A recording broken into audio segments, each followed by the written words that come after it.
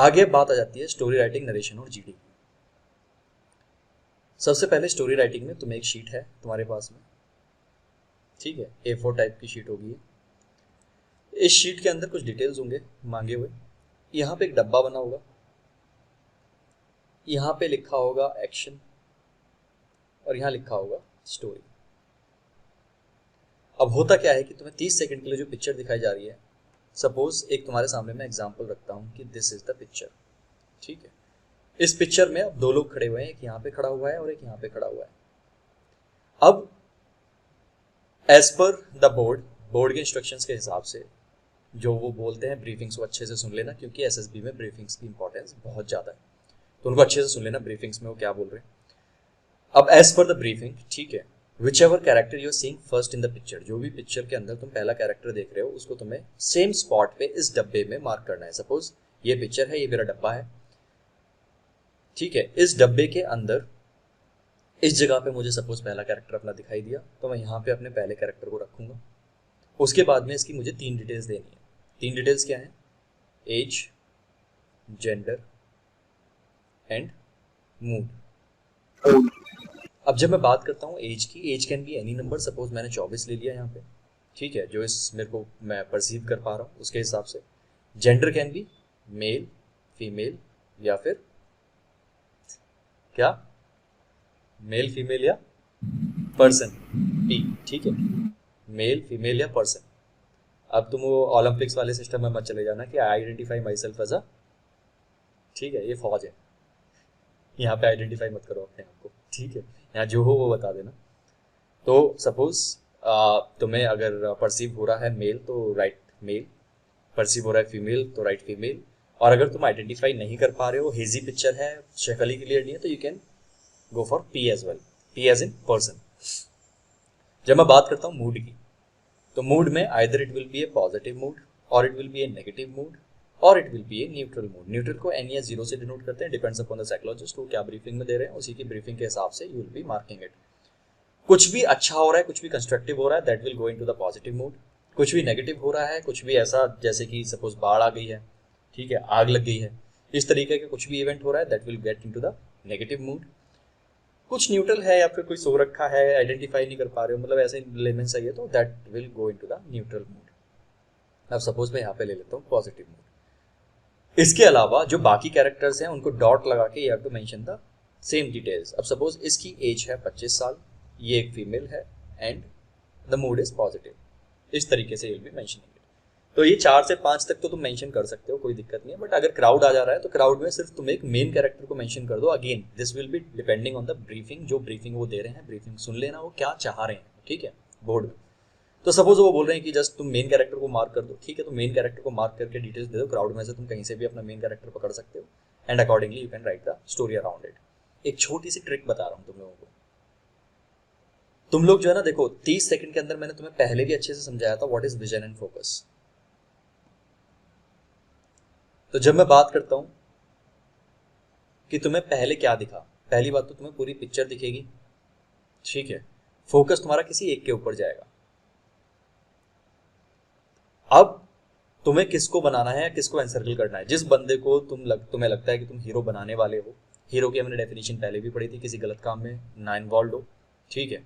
यहाँ पे सिर्फ ये चीज लागू होती है, प्रॉब्लम का पार्ट ना हो और किसी भी गलत चीज में इन्वॉल्व ना हो। ये 2 चीजें तुम्हें अपने दिमाग में रखनी है कि प्रॉब्लम का पार्ट ना हो और किसी भी गलत काम में इन्वॉल्व ना हो, उसको मैं हीरो बना सकता हूँ। फिर वो चाहे लेडी है चाहे मेल है, कुछ भी, कोई फर्क नहीं पड़ता है। पीपी एंड डीटी में चीजें अलग चलती हैं, टीएटी से मैं फिर से बता रहा हूँ, थोड़ी सी चीजें अलग हैं।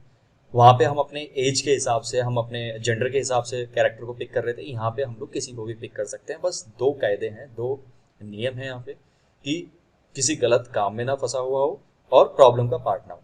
अब वो कोई भी बन सकता है। सपोज मैंने इसकी जगह इस बंदे को आइडेंटिफाई किया कि ये जो है ये ज्यादा बेटर हीरो बन सकता है मेरा, या फिर ये ज्यादा बेटर काम कर सकता है मेरे लिए एज ए हीरो, तो मैं इस वाले पर्सन को एनसर्कल करूंगा रेदर देन इसको। चाहे मुझे ये पहले दिखाओ, कोई फर्क नहीं पड़ता। जिसको तुम हीरो बनाने वाले हो उसको एनसर्कल कर लो, ठीक है। क्यों? क्योंकि जब बात आ रही है कि क्या दिखा, पहले दिखेगा तो सब कुछ, बट फोकस किस चीज के ऊपर जाएगा, वो जाएगा तुम्हारे इंटरेस्ट से, ठीक है। तो जब मुझे 30 सेकंड मिल रहे हैं पूरे अच्छे से एनालाइज करने के लिए, तो मैं उस बंदे को क्यों ना पिक करूं जो कि मेरे लिए बढ़िया काम कर सकता है। मार्किंग के बाद में आ जाती है बात कि एक्शन में क्या जाएगा। एक्शन में होता है बेसिकली कि what ever is going on in the picture. Suppose अब ये दो लोग हैं, ये दो लोग जो है ना मिलके कुछ बात कर रहे हैं, तो मुझे लगता है कुछ ऑर्गेनाइज करने का प्लान कर रहे हैं, ठीक है। तो मैं क्या लिख दूंगा एक्शन में, planning to organise a seminar. मुझे लग रहा है सेमिनार ऑर्गेनाइज करने का प्लान कर रहे हैं, लड़का लड़की है, मे बी एंकरिंग वगैरह का सोच रहे हैं कुछ, तो planning to organise a seminar. तो मतलब बेसिकली जो चल रहा है पिक्चर में वो मुझे एक लाइन में कम शब्दों में एक्सप्रेस करना है, ताकि पता लग सके कि बेसिक क्रक्स क्या है जो मैं स्टोरी लिखने वाला। अब ये हो गया फिलिंग वाला पॉइंट, ठीक है। डिटेल्स भी लिख दी मैंने, 30 सेकंड में पिक्चर भी देख ली है, उसके बाद 1 मिनट में मैंने डिटेल्स भी लिख दी हैं। अब बात आती है स्टोरी लिखने की। तो स्टोरी लिखते हुए मुझे क्या ध्यान में रखना है। स्टोरी का स्ट्रक्चर मैंने तुम्हें पहले कराया था अच्छे से कि स्ट्रक्चर में क्या चीजें रखनी है। Intro, need of the story, action to fulfil the need, and then last में कंक्लूजन। जो भी हमने नीड पिकअप करी थी उस नीड को हम फुलफिल कर देंगे लास्ट में, that will be my ending of the story. अब जब बात आती है कि मेरा इसमें कंटेंट क्या होना चाहिए, कंटेंट में पहली बात तो जो है ना, सबसे पहली बात, ट्राई करो कि ग्रुप इन्वॉल्व हो तुम्हारे साथ, ठीक है।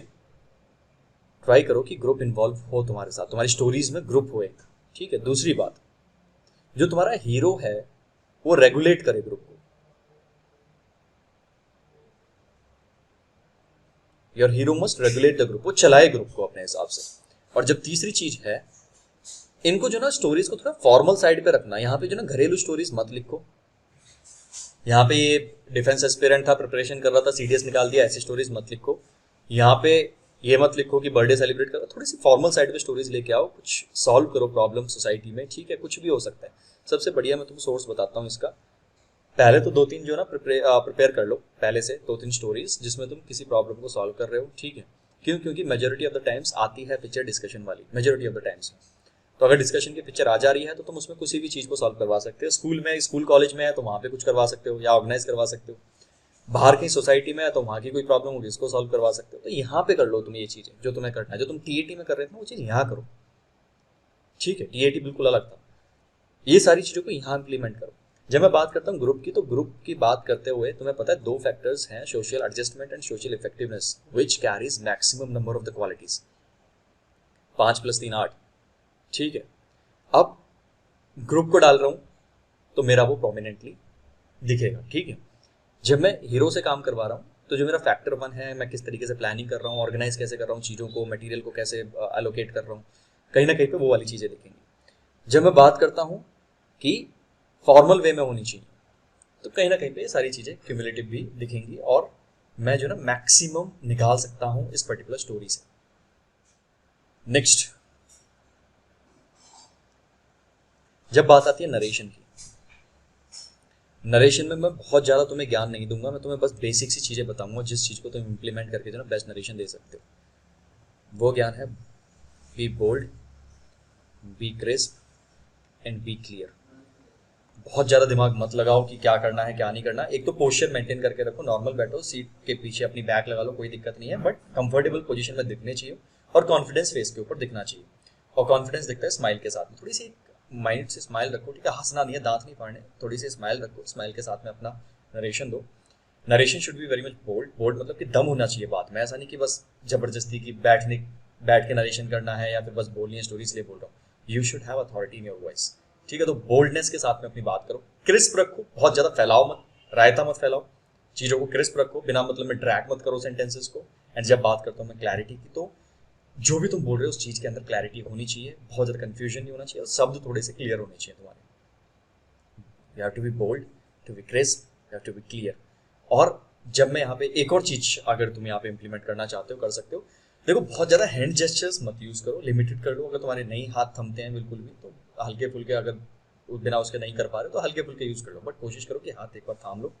एंड देन जो फेशियल जेस्चर्स होते हैं ना, आई कॉन्टैक्ट हो गया, स्माइल हो गया, नॉडिंग हो गया, इन फेशियल जेस्चर्स का यूज करो, क्योंकि इससे कॉन्फिडेंस भी दिखता है। और जब जिस बंदे के सामने तुम देख के बात कर रहे हो, सपोज मेरे को तुम कुछ लोग स्क्रीन में देख रहे हो, I am trying to maintain the eye contact, screen से भी मैं तुम्हें नॉड करवा पा रहा हूँ, तुम ऐसे हिला रहे होगे अपना सर, तो दैट इज वाई जब मैं बात करता हूँ कि आई कॉन्टैक्ट किस हिसाब से रखना है, आई कॉन्टैक्ट रखो लोगों से, और एक बंदे पे मत रखना, थोड़ा घुमाते रहना, ठीक है। 4-5 बंदों को पकड़ के उनको अपनी बात समझा दो अच्छे से, और इससे क्या होगा कि वो जो 4-5 बंदे हैं उनके दिमाग में तुम्हारी बात बैठ जाएगी। क्योंकि जब नरेशन का टाइम आता है, believe me guys, no one is sitting there to listen to you. कोई नहीं सुनने आया तुम्हें, सब अपने काम में लगे हुए हैं। जिसकी हो गई है नरेशन वो जीडी की प्रिपरेशन कर रहा है, जिसकी नहीं हुई है वो अपनी नरेशन बार बार रिकॉल कर रहा है। तो तुम्हें सुनाना पड़ेगा तुम्हें एक उस तरीके का परफॉर्मेंस रखना पड़ेगा कि लोग तुम्हें वहां पे सुने। Now when it comes to GD, अभी तक मेरी इंडिविजुअल परफॉर्मेंस चल रही थी, मैं अपना बढ़िया कर रहा हूँ। जीडी में मुझे नहीं पता मेरा ग्रुप कैसा है, कैसे रिएक्ट करेगा, कैसे मेरे साथ में कोऑपरेट करने वाला है। I know nothing about this. तो यहाँ पे जब बात आएगी, जीडी की बात जब आएगी, तो जीडी में कुछ चीजें हैं, अगर तुम उनको फॉलो करोगे तो कहीं ना कहीं पे it will help you a lot to excel in the GD. वो पॉइंट्स तुम लिख लो, मैं तुम्हें पॉइंट्स लिखवा देता हूँ। सबसे पहला पॉइंट, जीडी में कैसे, जो पीपीएनडीटी वाली जीडी है उसमें कैसे अपने आप को बेहतर तुम दिखा सकते हो, किस तरीके से बेटर परफॉर्मेंस दे सकते हो। सबसे पहली चीज, important one, never drag your group backwards.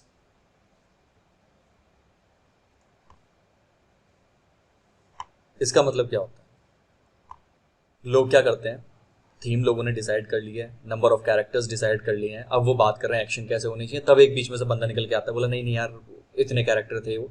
तो मतलब पीछे मत खींचो ग्रुप को, you should be the person जो ग्रुप को आगे बढ़ा रहा है। ठीक है, ग्रुप से जो ना, ग्रुप जब रुक गया है, स्टक हो गया, उसको आगे जरूर बढ़ाओ। ठीक है, पुश योर ग्रुप फॉरवर्ड।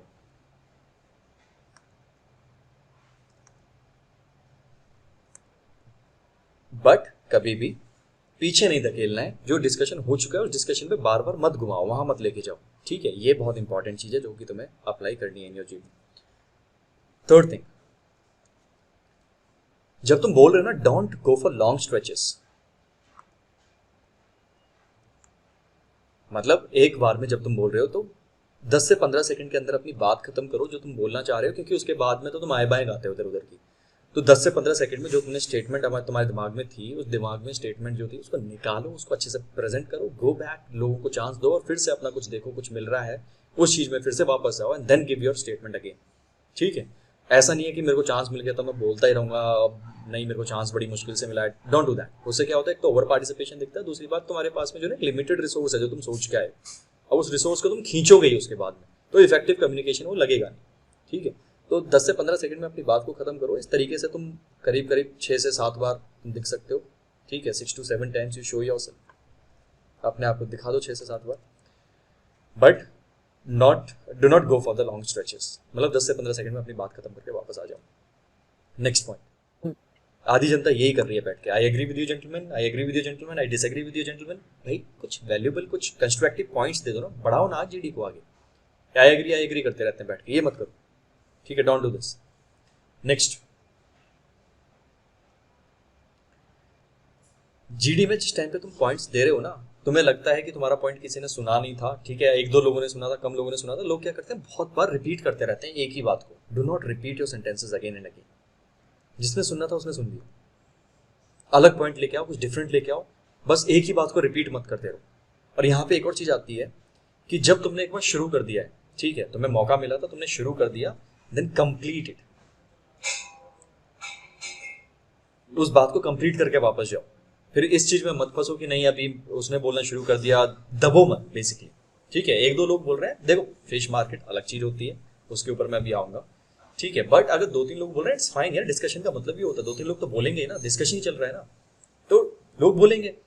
तो तुम्हारी जो बात है उसको कंप्लीट करके वापस आ जाओ, कोई दिक्कत नहीं। बहुत लंबे स्ट्रेच में तो मेरे को वैसे भी नहीं बोलना, बट तुमने शुरू कर दिया था, बीच में किसी ने एंट्री ले ली, तो डोंट स्टॉप देयर, कंप्लीट करो उसको, खत्म करो बात को, उसको उसके बाद वापस आ जाओ।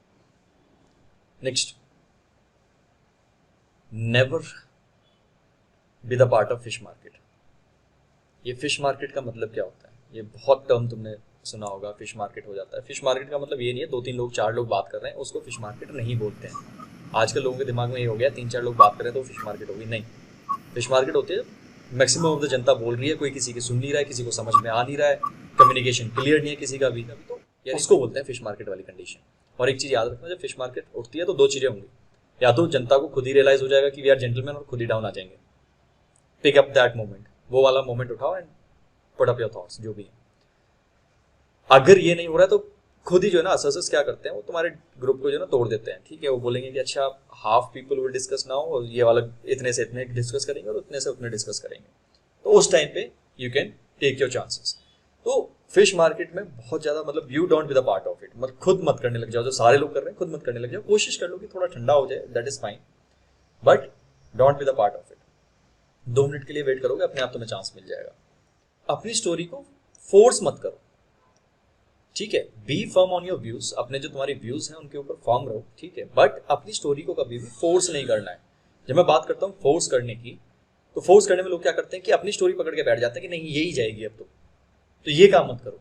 अगर मैक्सिमम ऑफ द ग्रुप किसी एक साइड जा रहा है, वो बोल रहा है कि नहीं हमें तो यही काम करवाना है, हमें तो ए वाला टास्क करवाना है, तो ठीक है, इट्स फाइन, ग्रुप के साथ चलो ना, because it is a group discussion, it's not a debate. यहाँ पे हमारी ये लड़ाई नहीं है कि मैं सही हूँ तुम सही हो, या फिर मैं गलत हूँ तुम गलत, इस चीज की लड़ाई है ही नहीं।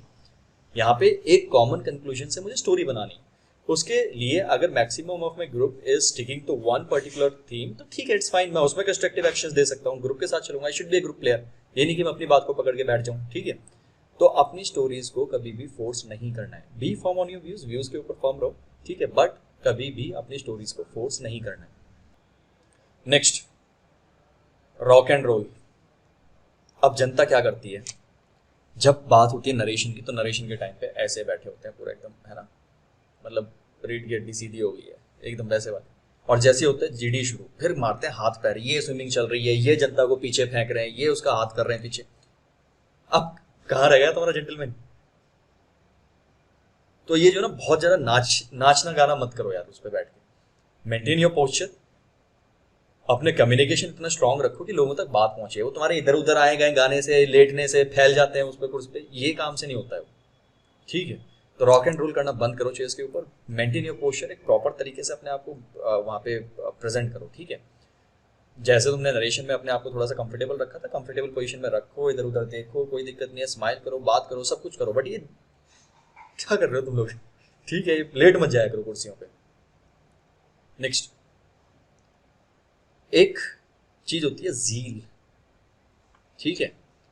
कुछ लोग क्या होते हैं, बिल्कुल एकदम ऐसे लगते हैं प्लेन फेस से, ऐसा लगता है कि जबरदस्ती बिठा दिया गया, यहाँ पे आए नहीं है स्क्रीनिंग के लिए ये लोग। या वो दो कारण से हो सकती है, या तो बहुत ज्यादा एंग्जाइटी और नर्वसनेस हो रखी हो, ठीक है, या फिर वो बंदा मतलब ऐसा सो रखा हो, जो भी है, बिल्कुल ऐसा लगता है कि नहीं यार इसको बस जबरदस्ती बुला के बिठा दिया यहाँ पे, इसका मन ही नहीं था आने का।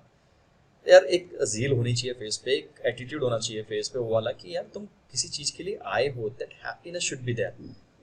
क्या होगा बाद में, leave it to the result यार, वो उनके ऊपर छोड़ दो, but at least be mentally and physically present there, है ना। और वहां पे जो है थोड़ा सा अपना एटीट्यूड ऐसा रखो कि you are a happy person, और सब मौका मिल रहा है एक टेस्टिंग करने का, इतना अच्छा मौका है, वो जील दिखनी चाहिए अंदर से, वो एकदम रोता हुआ चेहरा और ऐसा कि नहीं खत्म हो चुका है सब कुछ, don't be in that format, वो काम मत करना।